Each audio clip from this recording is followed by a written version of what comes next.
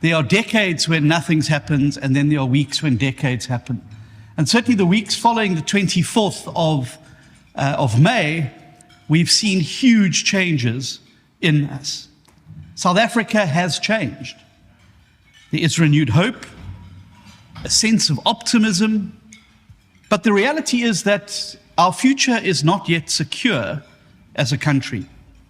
And much now depends on the government of national unity. If it succeeds, South Africa succeeds. But if it fails, frankly, everything is in peril. Our economy, our security, and indeed our constitution itself.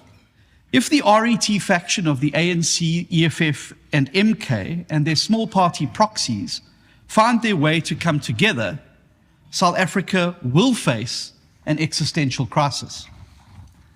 If that doomsday scenario comes to pass, there's every reason to be concerned that the 2024 election could be South Africa's last free and fair election.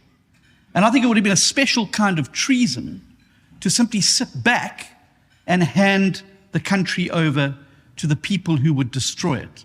But now that we're in government, our responsibility is to now meet the challenge of the hour and to help turn South Africa around. And so we have made a very clear strategic choice. Our single priority is economic growth and job creation. Growth and jobs. I'll say it again. Growth and jobs. We know what the problems are in South Africa. It's now time to get down to fixing them and getting things done. The time for talking has to come to an end, and the time for doing has to start.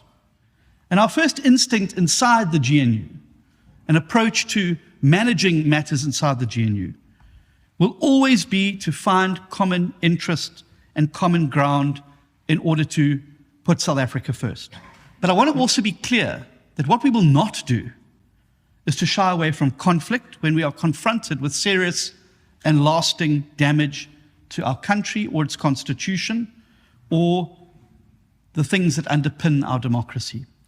And I think it is important, particularly in this new environment that we find ourselves in, and the new era of coalition politics, that conflict over policy in a multi-party government like the GNU is normal and indeed is necessary in a democracy. It happens in coalitions the world over. It's not unique to South Africa, and it is a feature of coalitions.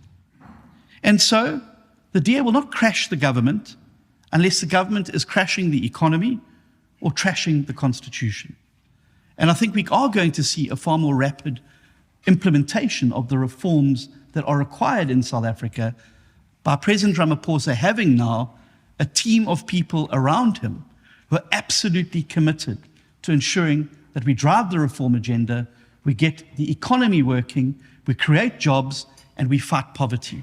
And he has no better ally in this fight than the Democratic Alliance. In conclusion, and to those who want more of what the DA is doing in the GNU, I have a simple message. With more votes, we can do more. Within our council, within our metros, our provinces, or nationally, the DA can only do more with your support. So strengthen our hand, and together we can strengthen the country. Thank you very much. DA at Work, rescuing South Africa.